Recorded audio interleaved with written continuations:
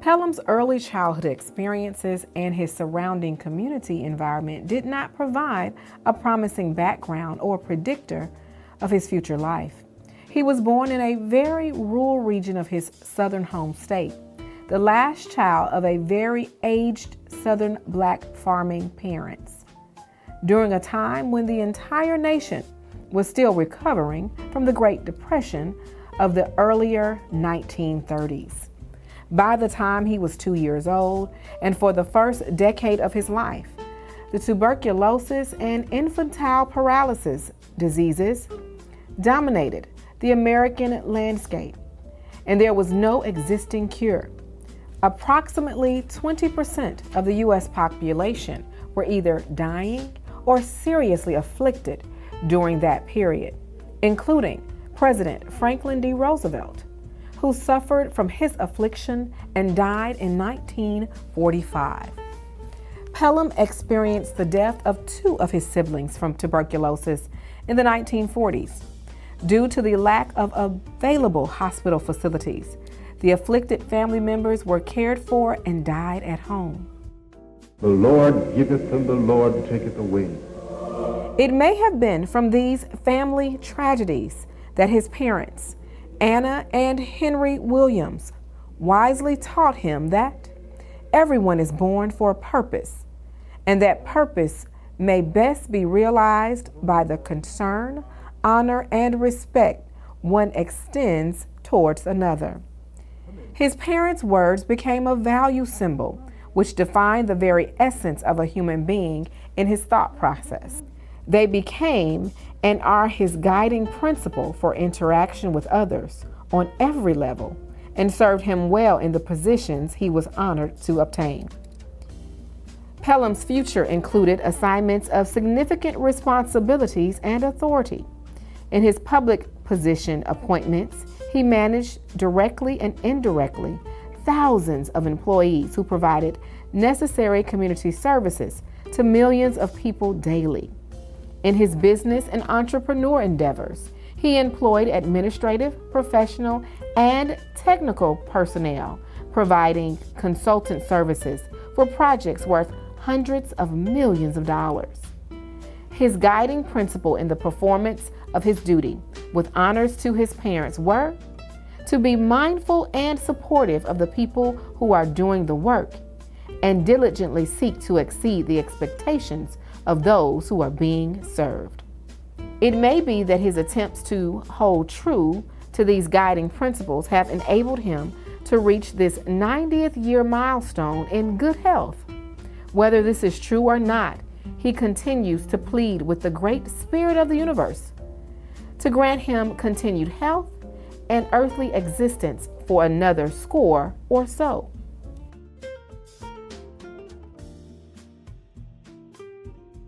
Pelham Clyde Williams entered the world on May 8, 1935, in a rural area of Fairfield, Florida, as the youngest of 9 children to Anna Adams and Henry Williams. His birth was itself a marvel, as his mother was 44 and his father an astonishing 71. Though surrounded by a large family, Pelham grew up more like an only child, the only boy, and his siblings much older. But in that solitude, he developed a powerful sense of self-discipline and imagination that would carry him through life. Fairfield was a farmland country, and unlike many families in their community, the Williamses owned their land, passed down from Pelham's maternal grandparents from the 1870s. While some families labored as sharecroppers, Pelham worked his family's farm, raising livestock, planting crops, and selling goods at market. These early lessons in work ethic and enterprise planted the seeds for his future as a builder of both structures and legacies. Pelham's early religious involvement was with the Sunday School and Baptist Young People's Union organizations at the local Liberty Chapel Baptist Church, which he joined around age 10.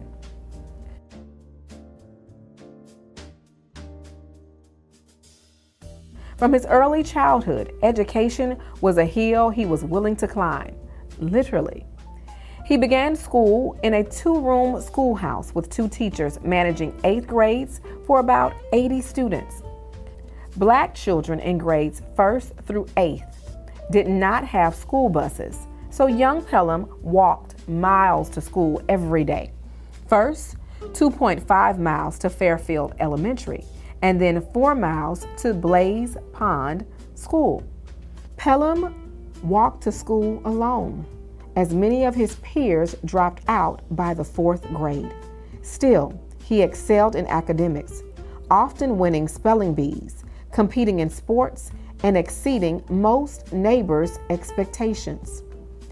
In 1949, he began high school at Howard Academy in Ocala, Florida, excited to attend school in the city. But after just 3 days, he was told he could no longer ride the school bus. Rural 9th grade students were not allowed. For Pelham, that meant many more miles of walking alone. At only 14 years old, Pelham made a life-changing decision. He left home to get a job in the city to pursue his high school education. He found a job at a hardware store so he could stay in school his 9th grade and rest of his high school years. He worked 32 hours a week while attending classes half days and still graduated in 1953 as a solid B student. His high school years were not without hardship. As one of the few rural students, teachers and classmates often disrespected him. Yet, in the face of those occurrences, Pelham continued. He was placed in tough academic courses, advanced mathematics, chemistry, physics, and he mastered them all. These subjects, perhaps meant as a form of exclusion, ended up guiding him towards a career in engineering. During those years, he played varsity sports and participated in debates, and also met his classmate named Adeline Dolores Harrington. She was smart and part of the in crowd, yet they became friends, even attending proms together. Decades later, after both had been widowed, Pelham and Adeline reunited and married in 2020, 67 years after their high school romance.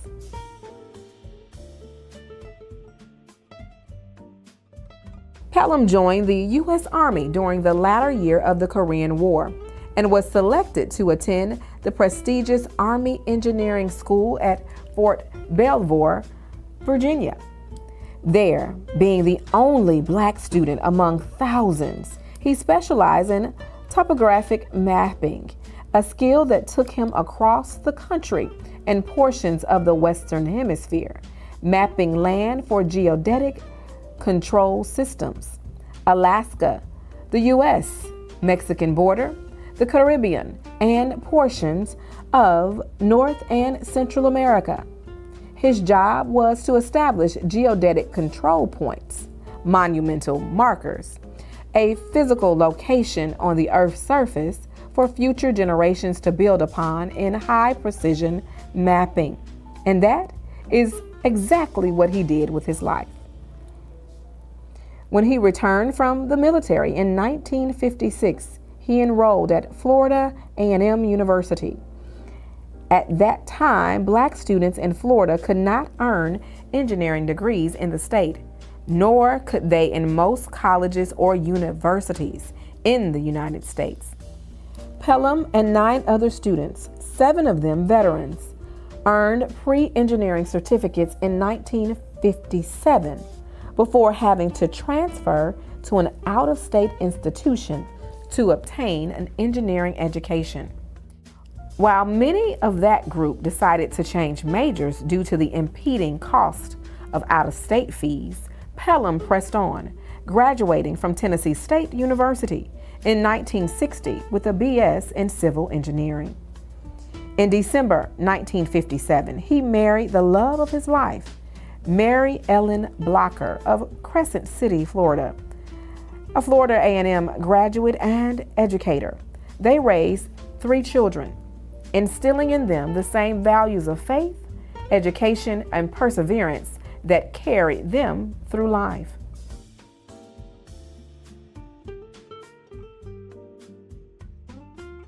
Pelham's career unfolded during the heart of the civil rights movement. He only marched in protest a few times, did not give any speeches, but he broke barriers from the inside. The conscious attitude of the nation's population in the 1950s and 1960s seemingly had tipped towards equality for all of its citizens. Pelham's age group, schooling, and vocational maturity at that time made their generation uniquely qualified to advance that potential. Some of them became the first blacks employed for previously white-only positions.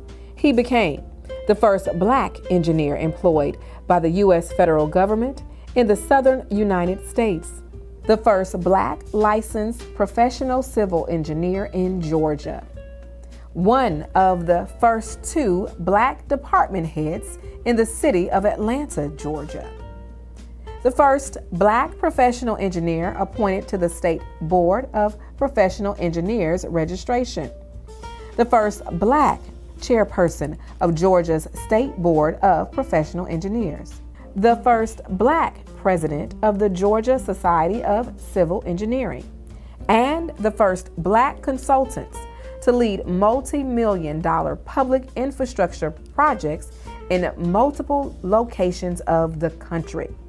Pelham served in positions appointed by City of Atlanta Mayor Maynard H. Jackson and Mayor Sam Massell, U.S. Virgin Islands Governor Melvin Evans, Georgia Governor Joe Frank Harris, and Governor Zell Miller, and several U.S. federal agencies.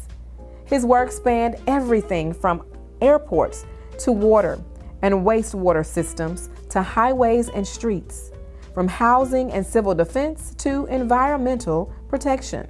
Pelham's public position assignments impact extended nationally and beyond. As special assistant to the naval officer in charge of construction for the D.C. area, he led a team of professionals in the development and selection of building structures to protect citizens in the U.S. Capitol and Northern Virginia from radiation and wind blasts resulting from nuclear bomb detonations. Good evening, my fellow citizens. This government, as promised, has maintained the closest surveillance of the Soviet military buildup on the island of Cuba. In 1961, President John F. Kennedy and the Russian government engaged in a nuclear standoff over Cuba. Pelham returned to the U.S. Army Engineering School for special training in the development of building structures to protect humans from radiation caused by detonation of nuclear bombs. Pelham co-founded Williams, Russell, and Johnson Incorporated in late 1975, and the firm became one of the largest black-owned engineering, architect, and planning firms in the country. As CEO for 30 years, Pelham led teams on many major projects, such as Atlanta's Hartsfield-Jackson International Airport for 28 consecutive years, the Georgia Dome Sports Complex and 1996 Olympic Stadium, the Metropolitan Atlanta, Georgia Rapid Transit Authority, City of Houston, Texas, and Miami-Dade County, Florida Rapid Transit Facilities, airports in Miami, Orlando, and Jacksonville, Florida, Houston and Dallas, Texas, Denver, Colorado, Nashville, Tennessee, and St. Thomas, U.S. Virgin Islands. Facilities development at NASA's Cape Canaveral, Florida, and Marshall Space Flight Center in Huntsville, Alabama. Community facilities and infrastructure planning for 13 historical black cities in Alabama, Florida, and Mississippi. Major disaster restoration and flood recovery programs in Albany, Georgia, Miami-Dade County, Florida, and the U.S. Virgin Islands. the Fulton County Government's Administration Offices and Courts Complex, hazardous waste site restoration in North Carolina, Pennsylvania, and beyond, U.S. National Parks facilities restoration at the Andersonville Ocmulgee Mounds and the Martin Luther King Jr. Historical Georgia sites, President Carter's Center Parkway roads and connecting streets, facilities development at historically black colleges and universities at Clark Atlanta University, Florida A&M University, Spelman College, Tennessee State University, Tennessee University, and others. The firm, headquartered in Atlanta, Georgia, with branch offices in 6 other cities and the U.S. Virgin Islands, employs 250 plus people and mentored dozens of young engineers, architects, planners, technicians, and administrative support personnel, often helping them enter a profession where they had long been excluded. The blacks, whites, and other ethnic groups in his organizations employed, born in countries from around the world, often resulted in the firm being referred to as a mini United Nations.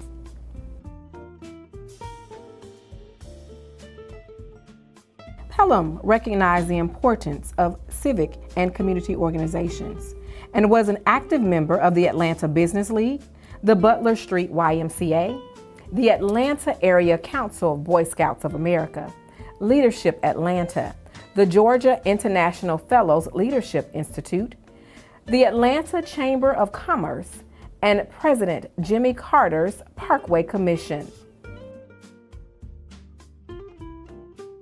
Pelham is a man of deep faith, quiet humility, and fierce dedication to his family. He and Mary Ellen were together for 61 years until her passing in 2018.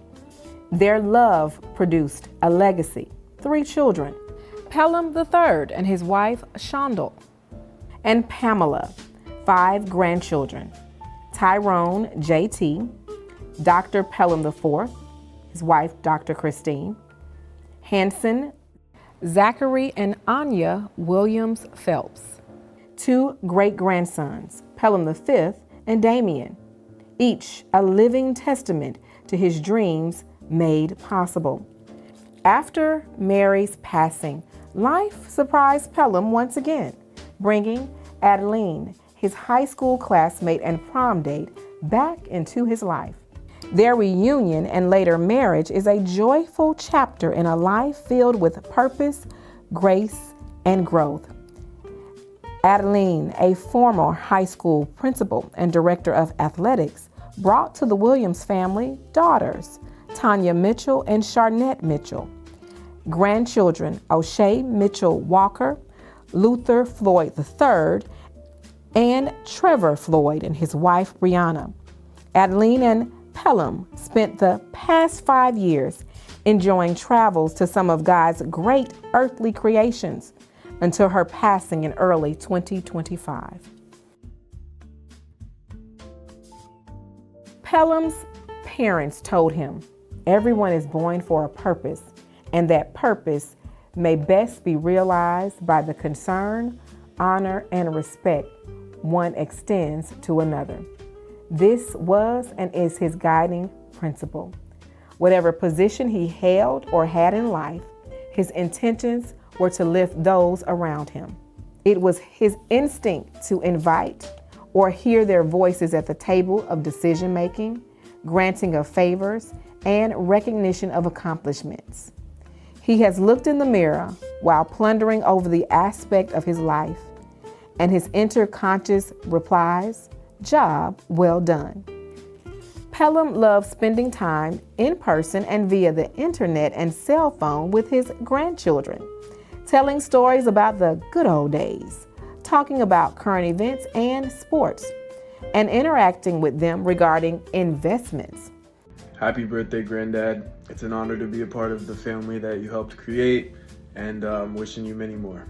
Happy 90th, Poppy. Your strength, wisdom, and steady love have shaped my life in so many ways. I know that Mom's spirit is with us today and always. Your journey and love continue to inspire me. I love you so much. Happy birthday. Hey, Granddad. Happy 90th birthday. Appreciate you being here with me all 25 of my years on Earth, and I am looking forward to many more. 90 years old and still in the middle of your story. May you have many, many more happy memories. Happy birthday. Happy birthday, Mr. Williams. No, happy 90th birthday, Mr. Williams. 90. What a blessing and a milestone. And I'm glad we are all here to witness it. I hope you enjoy your day and wish you many more to come. Happy 90th birthday. Happy birthday, Uncle Pelham. We are so glad that you have been with us for 90 years and hope to live to see many more years. We love you. You have a great birthday. Uncle PL, we want to wish you a happy 90th, happy birthday, and many more. Happy birthday! Love you. Hi, Dad. I just wanted to say how truly honored and thankful I am to be celebrating this incredible milestone with you. 90 years of strength, wisdom, and purpose, and from the very beginning, you've always been there for me and so many others. As luck would have it, I was the one that was born at home, and you literally caught me. And in many ways, you've been catching me ever since, guiding me, protecting me, supporting me, always there for me. You've taught me and so many others what it means to move through life with humility and integrity and heart. Watching you lead by example has shaped who I am and how I live. Your love and wisdom and your presence in our lives has been the greatest gifts. So today we celebrate you, your life, your legacy, your story, and the blessing of having you in our lives. I love you more than words can say. Happy 90th birthday. Happy 90th birthday. You've had amazing experiences through this journey of life. Created a beautiful family and have wonderful memories with them. Became a very accomplished man, and I'm wishing you continued good health, happiness, and much love as you celebrate this 90th birthday. Wow, 90 years. Happy birthday, Uncle Pelham, and this one's for you. Hi, Mr. Williams. Happy birthday. You have been an amazing father-in-law to me, an amazing father to your son, my husband, and a triple amazing grandfather to our sons. You have many accomplishments that are grand. Your wisdom is priceless. You, my dear, I would have to say, is one of the greatest wonders of this world. And you have been a true blessing to us all. Happy birthday, and I love you. Happy 90th birthday, Dad. 90 years, that's a long time. You've done a lot in it, and you should be grateful for your journey. I know when the man above gets you through those pearly gates one day, very, very far from now, he'll say, job well done. And I am just so proud and appreciative of all the things you've done for your family and your community and your country over these years, and just wish you many, many more years, and hope that these times that you have remaining here will be enjoyable, will be good in health, good luck, and good spirits. Love you, Dad. So, Dad, this is your oldest son, your first creation, and I'm just wishing you happy 90th birthday. I'm just glad to have the opportunity to say this to you, that I believe I hit the jackpot when I got you as a dad. I hope you feel as though you hit the jackpot, you got me. I know it's been challenging and it's been fun. Anyway, just really appreciate all the things you've done, and know that I love you and I always appreciate you. Happy birthday, Grandpa Bill. I know this year carries a different kind of weight, but I truly believe Grandma's spirit is still with us, wrapping you in love today. You're surrounded by so much love here too, from all of us. Wishing you a day filled with peace, warmth, and beautiful memories. Enjoy your day. Well, hello, Uncle Pelham. This month you reached a new milestone in your life. First, I would like to thank you for always showing up and being present, for being there to support me throughout the years, and most of all, for having a shoulder for me to lean on when I needed one. Wishing you a happy 90th birthday, and just in case you look back at this video 3 to 5 years from now, and you don't remember, this is your niece, Gwen. Love you. Happy birthday. Mr. Williams, 90 looks great on you. I'm wishing you a happy birthday, and I pray that you enjoy every moment of every day. Happy birthday. Happy birthday, Grandpa, and cheers to many more. Happy 90th birthday, Granddad. We love you. We love you too. Thanks for being such a great role model to all of us. Yeah, thank you. Happy birthday, brother. I love you. At 90 years young, Pelham Clyde Williams is a symbol of perseverance, leadership, and historical progress. He did not just witness Black history, he made it.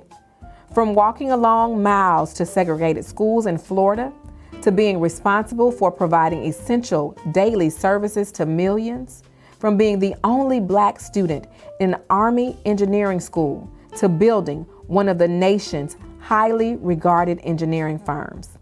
His life is a testament to what is possible when courage meets conviction and when quiet determination leads to trailblazing success. It is not only a personal triumph, it is a vital chapter in Black and American history. Pelham Clyde Williams, a Black American, 90 years old.